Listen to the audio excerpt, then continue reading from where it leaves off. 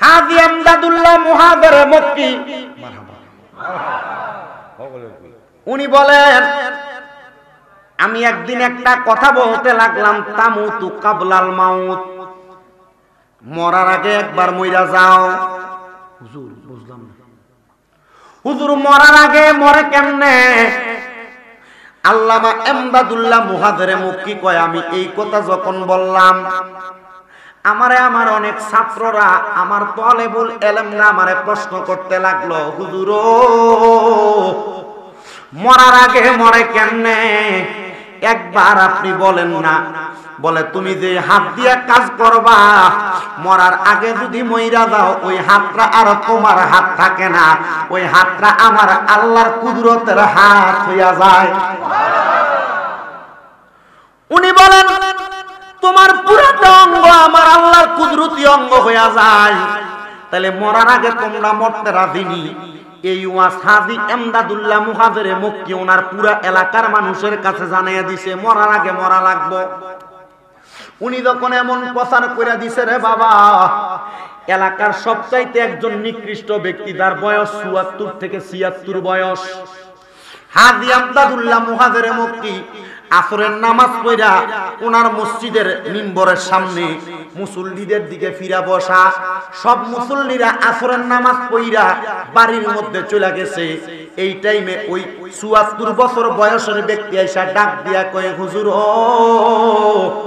ও হুজুর, আমার বয়স ৭৪, আমি এই বয়সটা নিয়ে আপনার সামনে দাঁড়াইছি। হুজুর, আমি আমার জীবনে কোনদিন আল্লাহর সেজদা দেই নাই। কি দেয় না? জোরে কোন? ডাক দিয়া কয়, হুজুর, আমি আমার জীবনে কোনদিন আল্লাহর সেজদা দেই নাই। আপনি তো আলেম মানুষ, আপনি আপনার হাতে হাত ধইরা আমারে বায়াতে রাসূল গ্রহণ করাইয়া দেন, মানে মুরিদ করাইয়া দেন। মুরিদ হওয়ার উদ্দেশ্য পীরের বাড়িতে যাইয়া তাবারুক সিন্নি খিচুড়ি খাওয়া না। কি মুরিদ হওয়ার উদ্দেশ্য প্রতি বছর উরুসের মধ্যে গরু মহিষ নিয়ে যাওয়া না। মুরিদ হওয়ার উদ্দেশ্য পীরের পায়ে ধরে বৈশা থাকা না, যেহেতু বিষয় কবর এবং হাসর। আমি আমার ওয়াজদারে কোথায় নিয়ে ফালাই শুধু একটু দেখবেন, কারণ তিতাস নদীর পানি তিতাস নদীতে থাকে না। এবারে যায় ঘুরতে ঘুরতে মেঘনাতে যায় পড়ে, মেঘনা নদী থেকে যাইতে যাইতে বঙ্গোপসাগরে যায় পড়ে।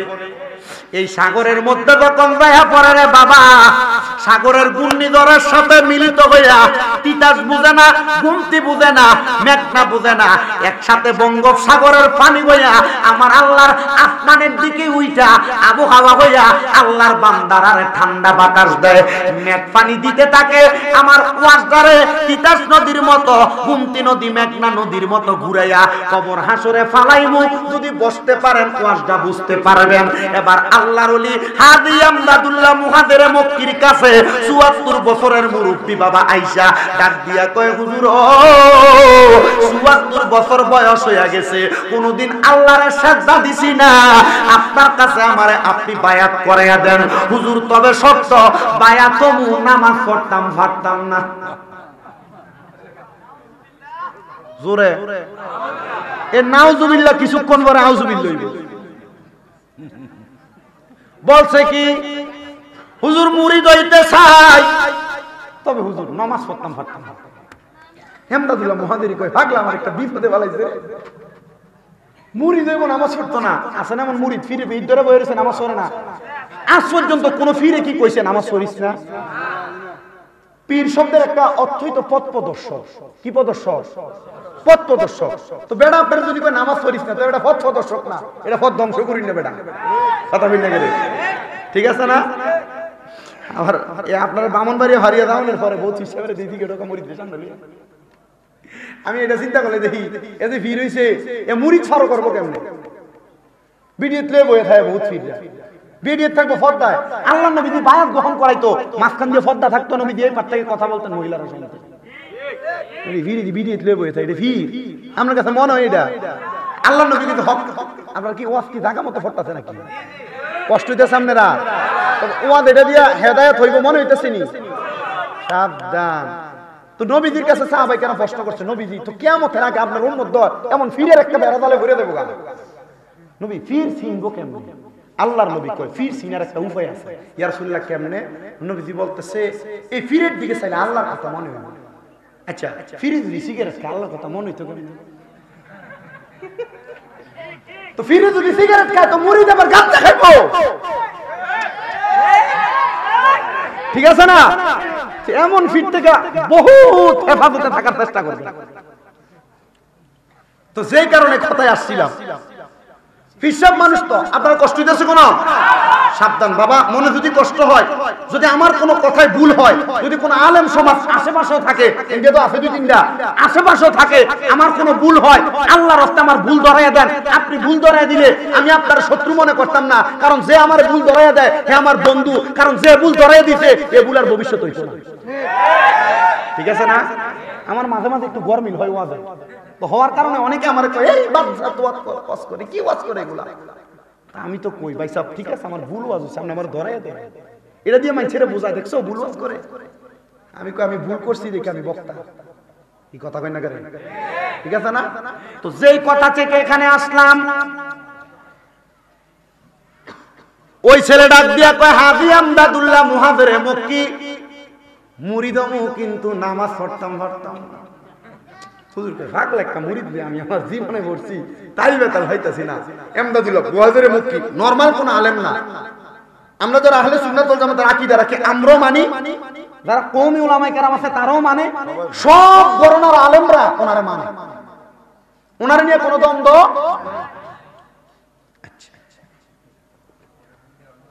উনি বলেন আমি এবার চিন্তা করলাম তারে উত্তরটা দিব কি। আগের আল্লাহর ওলি, বর্তমান আল্লাহর ওলি, ওনাদের একটা খাসিয়ত, ওনাদের কাদের মধ্যে রুমাল দেখবেন, রুমাল থাকতো। এটার মূল কারণ ওনারা যেখানে যেভাবে নামাজের ওয়াক্ত হইতো বিছাইয়া ফিরা ফেলাইতেন। হাজী আমদাদুল্লাহ মুহাজিরে মক্কি বলেন আমি নামাজের মুসল্লা বিছাইলাম, 2 রাকাত নামাজ পড়লাম, নামাজ পড়া আল্লাহর কাছে দোয়া করলাম, আল্লাহ ও দয়াল আল্লাহ, তোমার কুদরতের খেলা বোঝা বড় দায়। আল্লাহ আমি আমদাদুল্লাহ মুহাজিরে মক্কির সামনে কত রং বেরঙের মানুষ দাঁড় করাইলা, আজকে আমার এমন একটা পাপীর সামনে দাঁড় করাইলা যেই পাপী ৭৪ বছর পর্যন্ত পাপ করছে, তোমার কুদরতি কদমে সিজদা দিতে না। আল্লাহ তার সঙ্গে আমি কি উত্তর দিব আমি জানি না, তবে তুমি তারে আমার সামনে আইনা ফালাইছো। লা ইউকাল্লিফুল্লাহু নাফসান ইল্লা উসআহা, আল্লাহ কারোর সাধ্যের বাহিরে কারোর কোনো কিছু ছাফাইয়া দেয় না। আল্লাহ আমি ফার্মু বিদে আপনি তারে আমার সামনে দিছেন। আল্লাহ দোয়া চাই, মাফ চাই, আপনি আমার মাথার মধ্যে এমন একটা বুদ্ধি দিয়া দেন যেটার মাধ্যমে আমি তারে হেদায়েত করতে পারবো। আমদাদুল্লাহ মুহাজিরে মক্কি বলেন আমি তারে বললাম ঠিক আছে মুরিদ হইবা, তবে সাবধান রে বাবা, 1 ওয়াক্ত নামাজ যদি ছাড়ো তাহলে 1 ওয়াক্ত নামাজের কারণে 5টা জুতার বাড়ি। কয়টা? হুজুর মুরিদ করান, জুতার বাড়িটা দেন কেমনে? আমার লাখ ফাইলে এরপর আমি দেখি। হুজুর করাইছেন মুরিদ, মুরিদ করায় দিয়া হুজুর বলছে বাবা নামাজ তো পড়তে পারবা না, তবে তোমার ফিডাগুলা জমা হবে। বাবা একটা কাজ করতে পারবানি? হুজুর বলেন। কাজটা হইল তুমি শুধু তোমার চোখ বন্ধ কইরা মাঝে মাঝে পড়বা লা ইলাহা ইল্লাল্লাহ, লা ইলাহা ইল্লাল্লাহ, লা ইলাহা ইল্লাল্লাহ। ধাক্কাটা কোথায়? কলবে জোরে না, ধাক্কাটা কোথায়?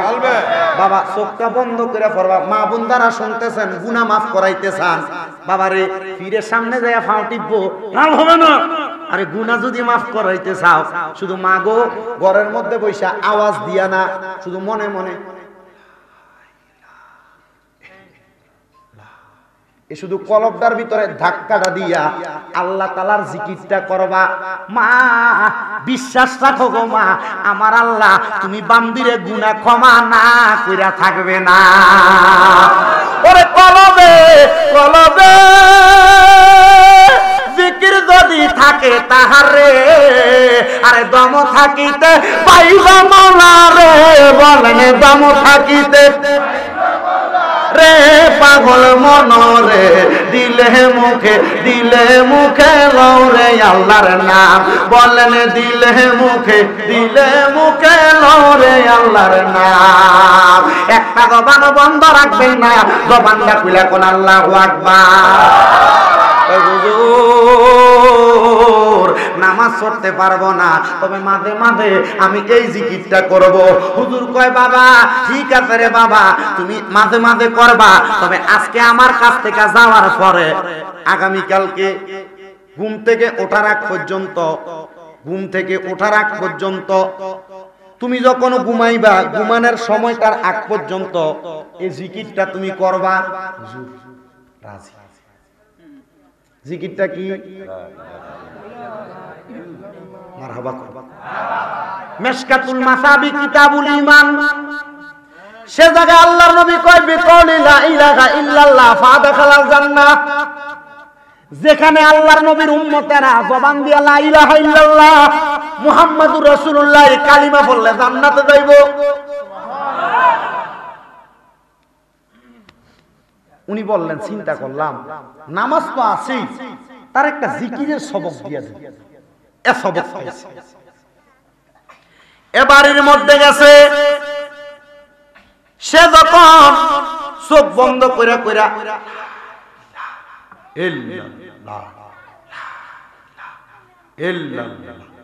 এভাবে জিকির করে, এই বেটা কোনদিন আল্লাহরে সেজদা দিতেই দেখলাম না, এটা দিয়ে আল্লাহরে রাহে। ঘটনা ঘটছে একটা, বউ বড় খুশি হয়ে গেছে। এবার স্ত্রী দেখলেন স্বামী যখন মাথা ফালাইছে তখন এটাই পড়তেছে,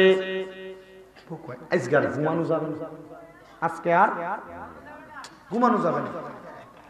স্ত্রী বলে অন্যদিন আমি যেভাবে ঘুমাইতাম, আমার স্বামী নেশা করে আসতো, আমার স্বামী খারাপ নেশা দ্রব্য পান করে আসতো, আমি স্ত্রী অন্যদিকে মাথা ঘুরিয়ে থাকতাম। আমি এই দিনও এমন ভাবে মাথাটা ঘুরিয়ে রাখছি, কিন্তু আমি দেখতেছি আমার স্বামী এভাবে লা ইলাহা ইল্লাল্লাহ কলবের জিকির করতেছে। আমি হঠাৎ করে দেখলাম আমার স্বামীর মুখ লড়ে না, কিন্তু ওনার বুকটা কেমন জানি উপরের দিকে ওঠানামা করতেছে। মানে একটা দিন জিকির করতে করতে কলবটা এমন ভাবে তৈরি হয়ে গেছে রে, শাহজাদাপুরের ভাই বাবারা, বন্ধুরা, মা বোনেরা, বেটা ঘুমানোর পরে বেটার মুখ আর জিকির করে না, কলবে জিকির করে।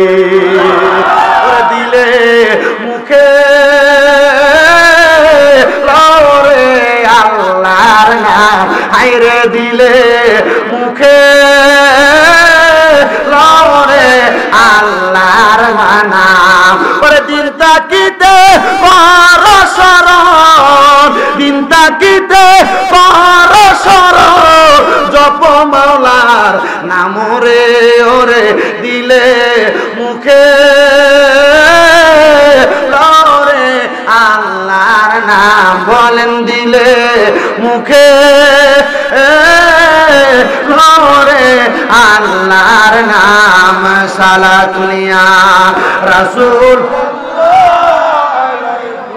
মে সালামুনিয়া আলাইকুম সালাতুলিয়া মে সালামুনিয়া জামালে আশিকা বাসাদ মুহাম্মদ, খেয়ালে বরা বাসাদ আহমদ। সালাতুনিয়া মে সালামুনিয়া হাবিবাল্লাহ আলাইকুম। বাগান রে আমার যখন এবার ওই আল্লাহর বান্দা ঘুমাইছে, এবার বান্দা তার কলবটা উপরের দিকে ওঠানামা করে। ওই স্ত্রী বলে, আমি আর কোনো কথা বললাম না, আমি আমার স্বামীর দিকে তাকায় রইলাম, আমার চোখের পানিগুলো আমি সাইরা দিয়া দিয়া কান্দি, আর আমার আল্লাহর কাছে ডাক দিয়া বললাম, আল্লাহ, ও আল্লাহ, তোমার বান্দা আমার স্বামী ৭৪ বছর পর্যন্ত তোমার সেজদা দেয় নাই, আল্লাহ তোমার দরবারের মধ্যে সেজদা দেয় নাই, আল্লাহ এখন আমার স্বামীর কলব লড়তেছে, আমার স্বামী জবান দিয়া তোমার জিকির করে। মহিলা বলে, আমি এই দোয়াটা করতে দেরি, আমি দেখলাম হঠাৎ করে আমার স্বামী বাঁচাও বাঁচাও বইলা ঘুম থেকে লাফ দিয়ে উঠছে। আমি আমার স্বামীর কদমের কাছে দিয়া বললাম, স্বামী গো, স্বামী গো, ও স্বামী, আপনি তো কোনোদিন ঘুম থেকে এমন ভাবে ঝাঁপাইয়া লাফ দিয়ে ওঠেন না, আজকে কেন এমন ভাবে উঠলেন? ওই মহিলার স্বামী ডাক দিয়া কই, স্ত্রী, আমি হঠাৎ করে যখন ঘুমাইলাম, আমি যখন আল্লাহর জিকির করতে করতে ঘুমাইলাম, আমি ঘুমের মধ্যে হঠাৎ করে দেখলাম কে জানি আমারে পেছন থেকে আইসা একটা নদীর কিনারায় আমি দাঁড়ানো, নদীর মধ্যে চরম স্রোত দেখা যায়, আমার পেছন থেকে আমার গাড়ের মধ্যে ধইরা ধাক্কা দিয়া আমার নদীর মধ্যে ফালাইয়া দিছে। নদীর মধ্যে পড়ার পরে আমি আর বাঁচতে পারলাম না, আমি সাঁতার কাটতে চেষ্টা করলাম, নদীর এমন প্রখর স্রোত, আমি স্বামীরে নদীর মধ্যে স্রোতের মধ্যে বাহু বলে পালাইয়া আমার সামনের দিকে টাইনা টাইনা নিয়ে যায়। স্ত্রী রে, আমি দেখলাম এমন একটা সময় আমি পানি খাইতে খাইতে নদীর স্রোতের সাথে তলায়া নিচে চলে যাব, এমন টাইমে আমি লক্ষ্য করে দেখলাম রে স্ত্রী, মাঠ দিক থেকে আমার 5টা দড়ি আমার সামনে মেলা মেরা দিছে, আমি যেন 5টা দড়ির আঁকড়ে দড়ি। স্ত্রী, আমি একটা দড়িরে ধরলাম, কিন্তু দেখলাম আমি পানির একবারে গভীরে চলে যাইতেছি। 2টা দড়ি দেখা আমি দ্বিতীয় দড়িটার আঁকড়ে ধরলাম, আমি দেখলাম আমি পানির আরো নিচে চলে যাইতেছি। হে স্ত্রী, আমি 3 নাম্বার দড়িটা দেখা আমি 3 নাম্বার দড়িটার মধ্যে আটকে ধরলাম, আমি দেখলাম আমি পানির আরো নিচে চলে যাইতেছি। আমি 4র্থ নাম্বার দড়িটা ধরলাম, আমি দেখলাম আমি পানির আরো নিচে চলে যাইতেছি।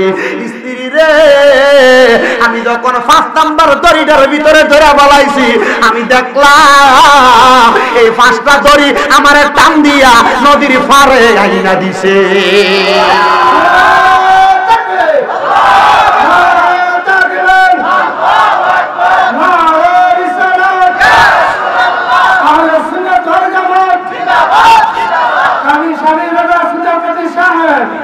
দয়াল বুঝি না তোর লীলা, ওরে দোস্তরে কান্দাই আর তুমি মিলাইছ প্রেম খেলা রে, প্রেমের খেলা খেলছো দয়াল রে, বলে বুঝি না তোর লীলা, আরে দোস্তরে কান্দাই আর তুমি খেলাইলা প্রেম খেলা রে, প্রেমের খেলা খেলছো দয়াল রে, আরে ও দয়াল খেলা চমৎকার,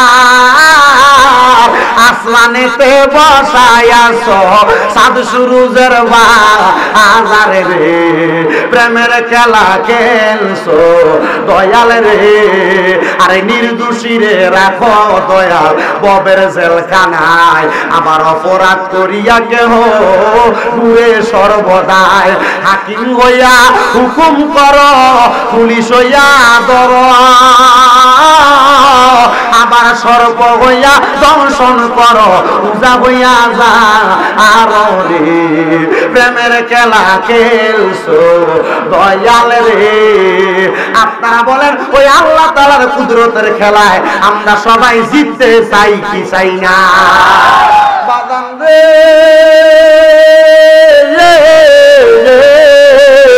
ও আমার শাহজাদাপুরের ভাই বাবারা বন্ধুরা, মহিলাটা মুস্কি মুস্কি হাসে। স্বামী কই, স্ত্রী, এত বড় একটা খারাপ স্বপ্ন দেখলাম, আমি স্বামী ইন্তেকাল করতে গেছিলাম, তুমি স্ত্রী এই কথা শুই না হাসো, বলো না তুমি কি আমি স্বামীর মরণ চাওনি? স্ত্রী কই, আল্লাহর কসম, আল্লাহর কসম, ৭৪ বছর পর্যন্ত আল্লাহর একটা শব্দ দিছেন না। আমি স্ত্রীর মনে যত কষ্ট ছিল, আপনার স্বপ্নের কথা শুই না আমি স্ত্রীর আমার মনের সব কষ্ট দূর হইয়া গেছে। ৭৪ বছর জ্বালাইলাম, আল্লাহর জিকির করলাম না, নামাজ পড়লাম না, সেজদা দিলাম না, তোর ৭৪ বছরের কষ্ট শেষ এক স্বপ্নের কথা শুনা। বিডি কয় এটাই তো কামডা। তুমি বুঝলা কি? বলে স্বামী আপনি প্রথম দড়ি ধরছিলেন কয়টা? কয় একটা। বাচ্ছিলেন, এরপরে দুইটা বাচ্ছিলেন, এরপরে তিন, চার বাচ্ছিলেন, পরে কয়টা? এরপরে বাচ্ছিলেন নি। স্ত্রী ডাক দিয়া কয় স্বামী একটা দড়ি হইল ফজর, একটা দড়ি হইল জোহর, একটা দড়ি হইল আসর, একটা দড়ি হইল মাগরিব, একটা দড়ি হইল এশার। এই 5 ওয়াক্ত নামাজের দড়িটা যখন ধরছেন আমার আল্লাহ তাআলা আপনি স্ত্রী রে, আপনি স্বামী রে এই 5 ওয়াক্ত নামাজের দড়ি দিয়া বাঁচাইছে। কও কি আপনারা বাঁচাইছে? স্বামী কয় পুরা রাত্র চেষ্টা করলাম, একটা সেকেন্ডের জন্য আর চোখ লাগে না। কত ঘুমানোর চেষ্টা করছে, আর ঘুমাইতে মন চায় না। স্ত্রী নামাজ তো কোনোদিন পড়ি নাই, একটু নামাজটা শিখে দাও না। সামনে ফজর, কেমনে পড়বো? নামাজের মুসল্লাটা বিছাইয়া স্ত্রী 2 রাকাত সুন্নতের নিয়মে নফল পড়াইছে, 2 রাকাত ফরজের নিয়মে সুন্নত নফল পড়াইছে। বলে ঠিক এমন ভাবে ফরজ নামাজের নিয়ত দিয়ে আপনি বাকি নামাজ ফজর পড়বেন। স্বামী কই ফজরের নামাজ পড়লাম, জোহর কখন পড়বো আর ঘুম আসে না, জোহর পড়লাম, মাগরিব কখন পড়বো আর ভালো লাগে না, আসর পড়লাম, মাগরিব পড়লাম, এশা পড়লাম, ওই দিন রাত্রবেলা ঘুমানোর চেষ্টা করলাম আর ঘুম আসে না। আমার হুজুর বলছে আমি যেন জিকির করি, নামাজ যেন না পড়ি, কারণ আমি বলছি আমি নামাজ পড়তাম না, মুরিদ করান। হুজুর বলছে 1 ওয়াক্ত নামাজ পড়লে 5টা জুতার বাড়ি। কয় ওয়াক্ত পড়লে? কারণ কি যেহেতু কইছ নামাজই পড়তি না, জিকির করবি, তবে নামাজ যদি ফরজ কি এর বাড়ি? বাবা গভীর মনোযোগ দেন। কি তোর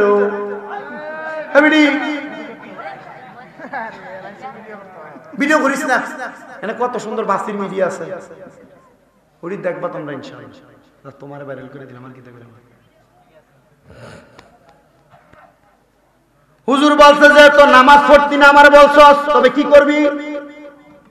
জিকির করবি, তবে শর্ত হইল যদি 1 ওয়াক্ত নামাজও ফরজ, প্রতি ওয়াক্তের জন্য 5টা জুতার ভারী।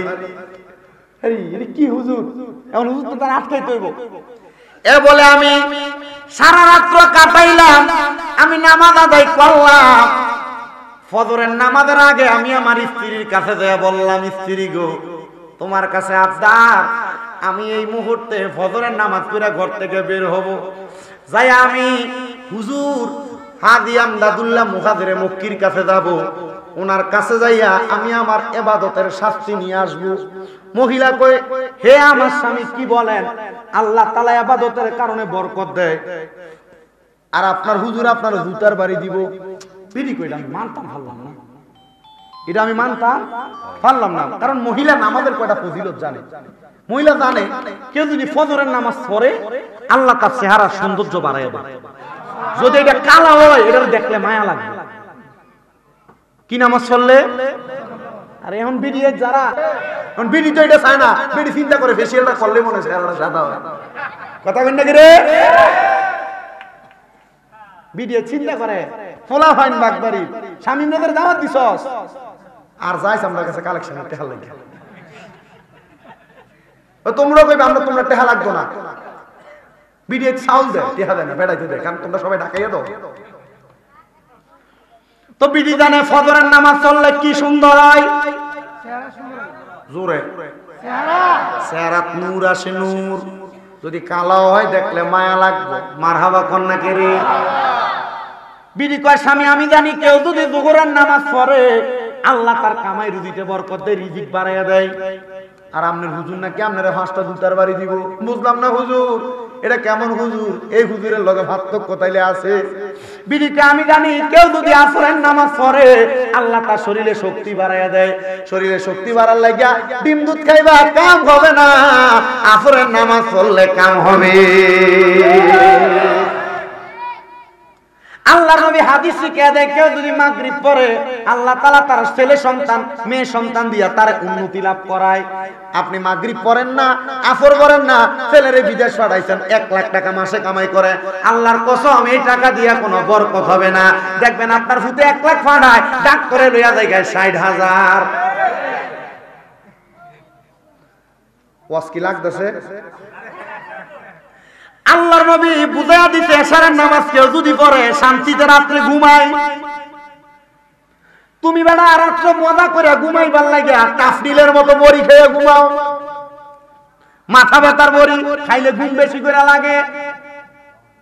এবারে এশারের নামাজ পড়া যদি ভালো করে খাবারটা খাইয়া যদি ঘুমাইতা, আল্লাহর নবী রহমতের নবী কয় তোমার ঘুমের মধ্যে শান্তি পাইবা। যদি কেউ ফজর ছাইরা দেয় চেহারার নূর কইমা জায়গা। ও বন্ধু, যদি কেউ জোহর ছাইরা দেয় কামাই বরকত কইমা জায়গা, আসর ছাইরা দিলে শক্তি কইমা জায়গা, মাগরিব ছাড়লে সন্তান বাদ হইয়া জায়গা, এশার ছাইরা দিলে ঘুমের শান্তি চইলা জায়গা। ও বন্ধু, মহিলা ডাক দিয়া কয় স্বামী গো, ও স্বামী গো, আপনার হুজুরের কাছে আমারও নিয়ে চলেন, আমি একটু দেখতাম চাই। ও হুজুর, আপনি আমার স্বামী এই কথা বলছেন।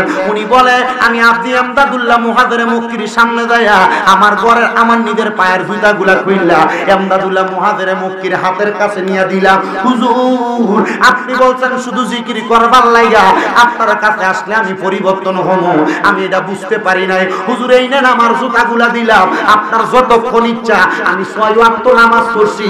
হুজুর, 5-6-30টা জুতার বাড়ি পাও না, আপনি আমার 30,000 জুতার বাড়িও দিলেও আমি নামাজ ছাড়তাম না, নামাজ ছাড়তাম না। হুজুর ডাক দিয়া কয় বাবা রে, কেন নামাজ ছাড়বা না? বলে হুজুর, আমি তো আপনার কাছ থেকে গেছি 2 দিন 2 রাত হইয়া গেছে।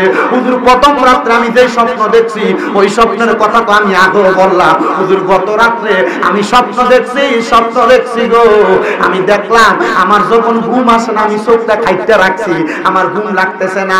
চোখ খাটা অবস্থায় আমি দেখতে পাইলাম আমি যখন কবরে যাব, কবরে যাওয়ার আগে এমন ভয়ঙ্কর চেহারাওয়ালা একটা ব্যক্তি আমার সামনে দাঁড়াইয়া গেছে, আমার বুকটার ভিতরে হাত দিছে হুজুর আমার রুহুটা নেওয়ার জন্য।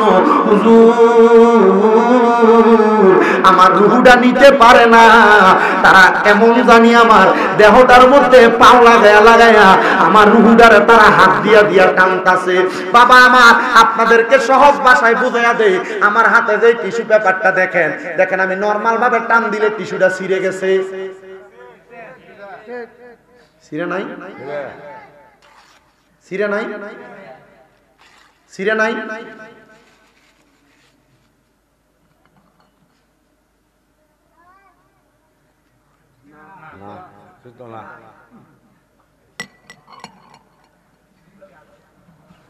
ওই ছেলে ডাক দিয়া কয়, ৭৪ বছরের বেড়া মানুষ ডাক দিয়া কয় হুজুর,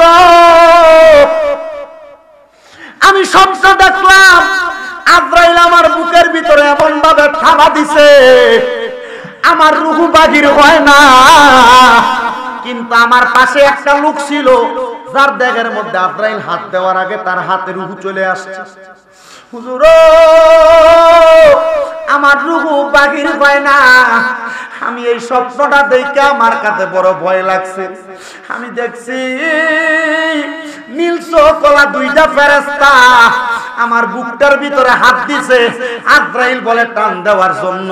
তারা আমার বুকটার ভিতরে পাও লাগাইয়া আমার রুহুটারে এমন ভাবে টান দেয় আমার কলিজা পর্যন্ত ফিরা চলে আসতেছে। হুজুর, আমি বুঝতে পারলাম আমি হঠাৎ করে আমার রুহুটা কবজ করার সময় ওই নীল চোখওয়ালা ফেরেশতারে জিজ্ঞাসা করলাম, ফেরেশতারা রে, আমার বুকটার ভিতরে হাত দিয়া আমার রুহুটা তোমরা বাহির করতে চাইতেছো, এত কষ্ট কেন দাও? তার রুহু যেমনে তাড়াতাড়ি সহজভাবে হাতে নিছ, আমারটা কেন তোমরা নেও না?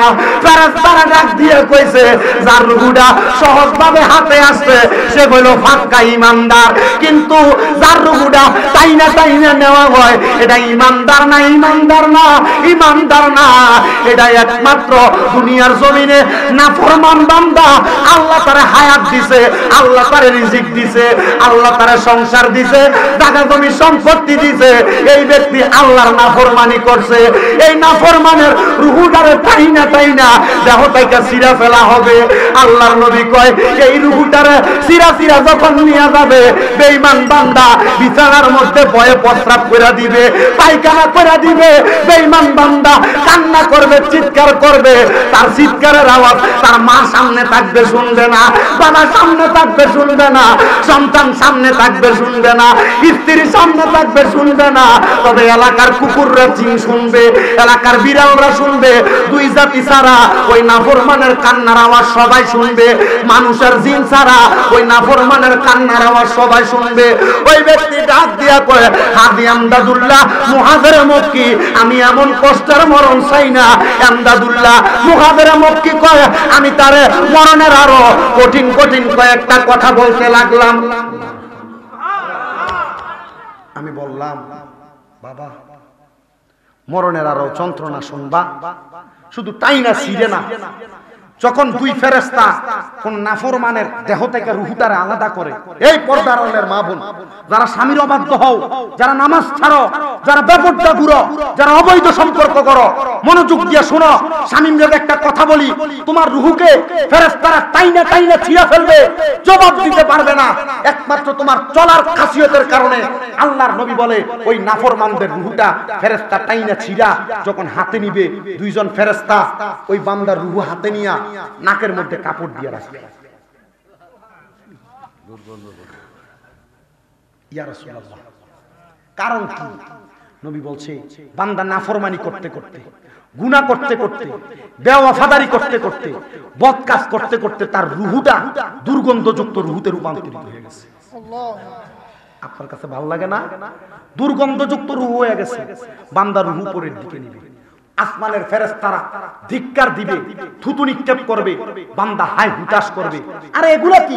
কেন আমাকে ফেরেশতারা থুতু নিক্ষেপ করছে? বলে এটা বদকার বান্দা, এর দিকে তাকাইতে আমাদের নাজেহাল মনে হচ্ছে। আল্লাহ তাআলার আলমে আরোহায় রূহ রাখার জন্য যাওয়া হবে, আলমে আরোহার দরজা বন্ধ থাকবে। আল্লাহ, এই বান্দার রূহ আলমে আরোহায় কি থাকবে না? আল্লাহ তাআলার পক্ষ থেকে আওয়াজ আসবে, না, কোন নাফরমানের রূহ ইমানদারদের রূহের সাথে থাকতে পারে না, যাও নিয়ে যাও। আসমানের দরজা বন্ধ, সামনের দরজা বন্ধ, ডাইনের দরজা বন্ধ, বামের দরজা বন্ধ। নাফরমানদের জন্য একমাত্র ফা দাখালান নারা, জাহান্নামের দরজা খোলা। ও আল্লাহ, জাহান্নামে নাফরমান কি করবে? বলে প্রথম ঢুকলেই আল্লাহ তাআলা এমন হেমারের আঘাত দিবে, হাতের আঙ্গুল পায়ের নখ টেনে টেনে ছিঁড়ে ফেলা হবে। নাফরমান কোনো জবাব দিতে পারবে না। আল্লাহ, নাফরমান কি আঘাত পাবে না? কষ্ট হবে না? বলে নাফরমান পানির পিপাসায় হাই হুতাশ করতে থাকবে। নাফরমানের সামনে পানি দেওয়া হবে একটা গরম লোহার পাত্রর মধ্যে কইরা, অন্যান্য জাহান্নামীদের রক্ত আর পুষ দিবে, নে খা। দুনিয়ার পানিতে একটা মশা পড়লে আপনি পানি ফালাই দিয়া নতুন পানি নিয়ে খান। কবরে গেলে আপনার এই কঠিন পানিটা আপনার দেওয়া হবে।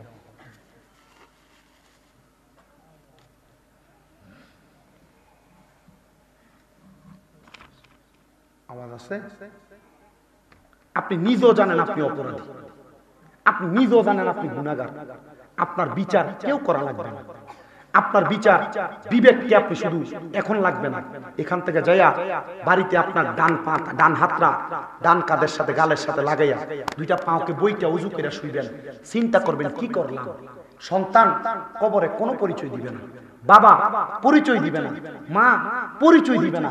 কবরে শোয়া চলে আসলে এমন অনেক সন্তান এখানে আছে যারা বাবের কবর কোনটা কবরস্থানের সামনে নিলে বলতে পারবে না। এমন অনেক সন্তান আছে মাড়ি দিয়ে আসার পরে এখনো পর্যন্ত আর মা বাবার কবরের সামনে যায় না। এমন অনেক সন্তান আছে 2 ঈদে কবর জিয়ারত করে আর কবরের সামনে দিয়ে যায় না। তুই সন্তান না,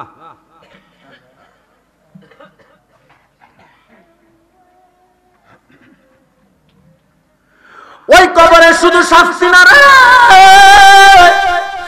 কঠিন কেমন শাস্তি হবে শুনো। কবরের মধ্যে যখন তোমারে রাখা হবে, ওই কবরের মাটি তোমারে গ্রহণ করবে না। ফেরেশতারা ডাক দিয়া বলবে, কবর এটা আল্লাহর বান্দা, তুমি তারে গ্রহণ করো। কবর বলবে তারে গ্রহণ করব না। বলে কেন রে, কেন গ্রহণ করবা না? কবর বলবে এটা নাফরমানের দেহ, এই বান্দা আল্লাহর দেওয়া রিজিক খাইছে রে, কিন্তু আমার আল্লাহর স্মরণ করে নাই। এই বান্দা আমার আল্লাহর দেওয়া পথ মতে চলে নাই, এই জন্য আমি কবর তারে রাখবো না। এই জন্য আশেক বলে কবর ভালো জায়গা না, কবর ভালো জায়গা না। আমল আখলাক না করিলে ভালো থাকবা না। কবর ভালো জায়গা না, কবর ভালো জায়গা না। আমল আখলাক না করিলে ভালো থাকবা না। কবর ভালো জায়গা না, কবর ভালো জায়গা না। আমল আখলাক না করিলে ভালো থাকবা না। 3.5 হাতে মাটি কুইরা রাখিবে কবরে, সবাই মিলে চলে আসবে দেখা না করে। সবাই মিলা চলে আসবে দেখা না করে। একা একা বাসতলাতে থাকতে পারবা না। বলেন একা একা বাসতলাতে থাকতে পারবা না। কবর ভালো জায়গা না, কবর ভালো জায়গা না। আমল আখলাক না করিলে ভালো থাকবা না। কবর ভালো জায়গা না, কবর ভালো জায়গা না। আমল আখলাক না করিলে ভালো থাকবা না। ওই কবরে দিবে তোমায় মাটির ঘরে শুয়াইয়া, থাকবা তুমি একলা ঘরে একা একা পড়িয়া রে, একা একা পড়িয়া। বন্ধু বান্ধব ভাই বেড়াদার কেহ দেখতে আসবে না। কবর ভালো জায়গা না, কবর ভালো জায়গা না। আমল আখলাক না করিলে ভালো থাকবা না। আজকে লিখছি গজলটা, একটু জোরে পড়েন না। কবর ভালো জায়গা না, কবর ভালো জায়গা না। আমল আখলাক না করিলে ভালো থাকবা না। যদি করো আমল আখলাক যাও যদি ভাই কবরে, শান্তি পাইবা তুমি মানুষ তোমার মরণ কালেতে। তোমার মরণ কালেতে শান্তি আরো পাইবা তুমি, শান্তি আরো পাইবা তুমি। রোজ হাসরের ময়দানে ভালো জায়গা না, কবর ভালো জায়গা না। আমল আখলাক না করিলে ভালো থাকবা না। জবান বন্ধ নাই, জোরে করেন আল্লাহু আকবার। বন্ধুরে আমার, ওই কবরে যখন অন্ধকার কবর আপনারে গ্রহণ করবে না, হাসরের ময়দানের কঠিন পরিস্থিতির মধ্যে আপনি পড়ে যাবেন। আপনার পাগুলা হাসরের ময়দানে থাকবে না। কিন্তু আল্লাহর নবী কয় যে যদি দুনিয়ার জমিনে ওই কবর আর হাসরকে ভয় কইরা ওই কবরে যাওয়ার আগে, দুনিয়ার জমিনে মরার আগে একবার আল্লাহ নবীর প্রেমে মইরা যায় গো, ওই ব্যক্তি মরার পরে আমার আল্লাহ তাআলা ওই কবরে তারে চিন্তিত করবে না, হাসরে তারে চিন্তিত করবে না।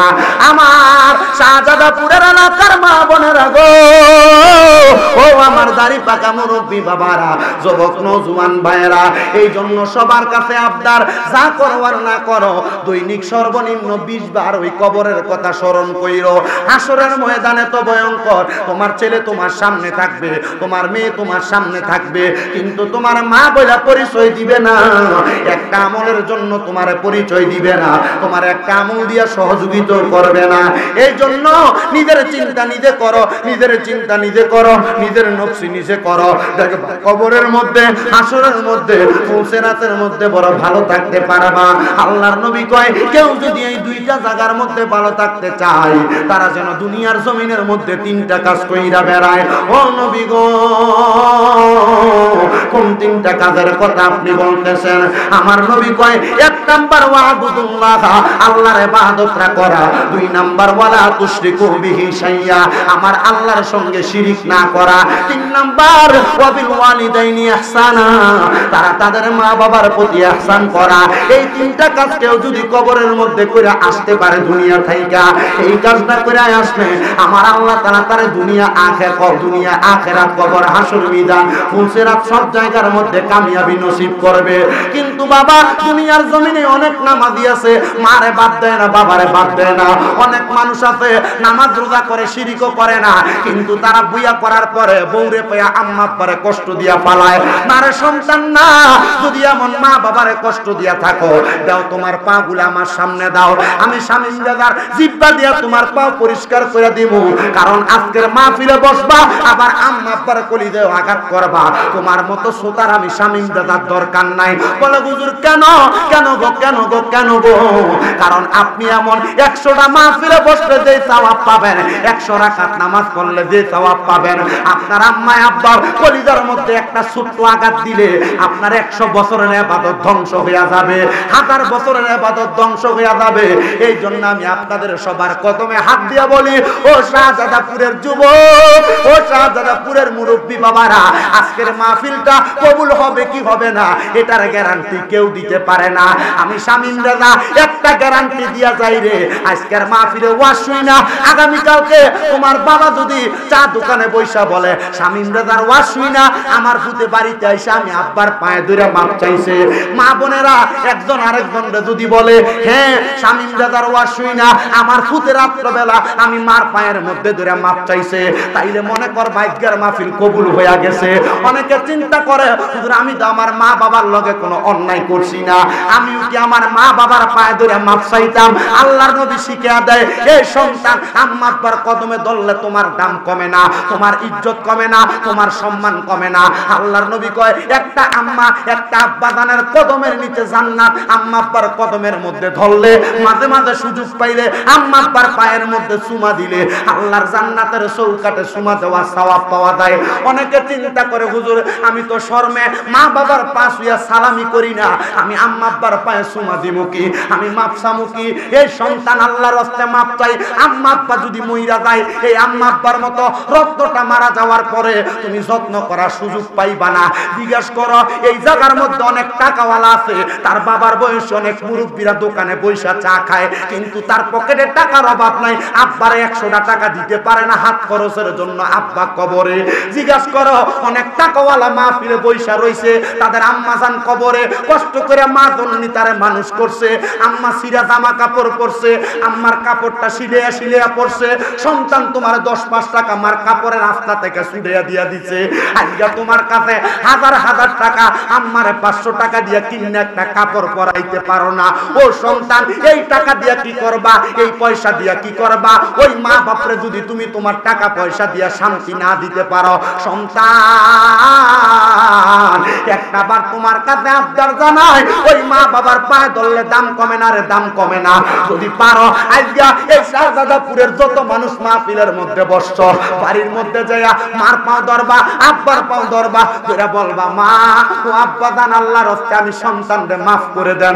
যতক্ষণ পর্যন্ত আপনার মা আপনার বাবা আপনার মুখ দিয়া বলতে মাফ করে দিছি, ততক্ষণ পর্যন্ত মা বাবার পাও ছাইরেন না, কারণ মা বাবা মাফ না করলে আমার আল্লাহও মাফ করে না।